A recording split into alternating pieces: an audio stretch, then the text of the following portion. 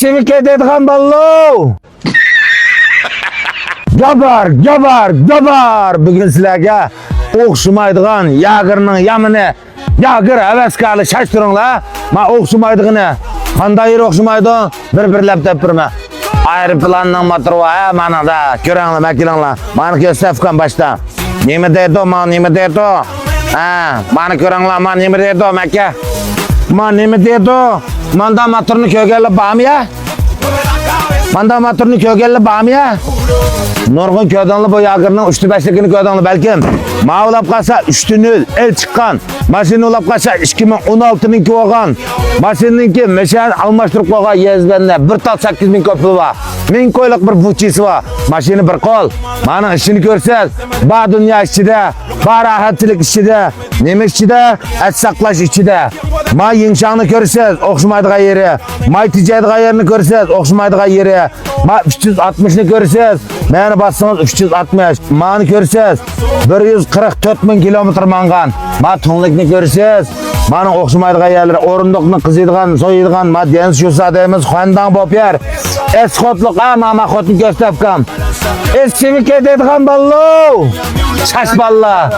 Ma yagirmaydi qo'yinglar. Esxot bilan qo'g'lashib taqanlar sibirklar, lekin sibirka yetishmaydi. Ma 3-0 bo'lsin, lekin transport deydi bo'lay. Mashunda yagirning ratini suradigan, biladigan do'stlar qas birinchi qo'l. 2016ning g'azab meni ishchimi, ammo haydavag'ida kayinda, ba ishning hamiz kayinda ko'rsatdim ha. Meningki ishlar barmoq qo'ygan, mening kayinni ko'rsangiz, men ham ayni kayiniga taqab qo'ysam, menda turdi mana. Bu yerda oldiga haydovchilar, anandan keyin kayin o'rindiqlarmi, so'yadigan menda iqtidor. Men kayini pardani ko'rsizlar. Men pardani ko'ringlar. Atrofdan balkon ko'rsatdim mana. Meni ko'rsizlar, qiziydigan traktor, mayada ishtirib mana, meni tushirib o'tirsizlar. Ajoyibmi o manima. Mayadan ovozni boshqara oladigansizlar, ha? Mana Müşahidin qılalaydigan moshunda iqtidorliq, moshunda pechat mashinani bugun nechta pulga beramiz ko'rsizlar. Taqashqini, mava. Taqashqini 300 ming qo'g'i yo'lga chiqqan. Ma ko'ringlar. 3-0 vilo. Kasopatni turqimi bir hayvatay. Mana gaz qo'ymay deb qo'ysanglar, gaz degan mishak 100lik ya 120lik ya 90lik gazni qo'yib sepirmiz. Gazdan sirt hozir mashinaning hozir basulab qolsa, ma peychilarni ko'ra, vay.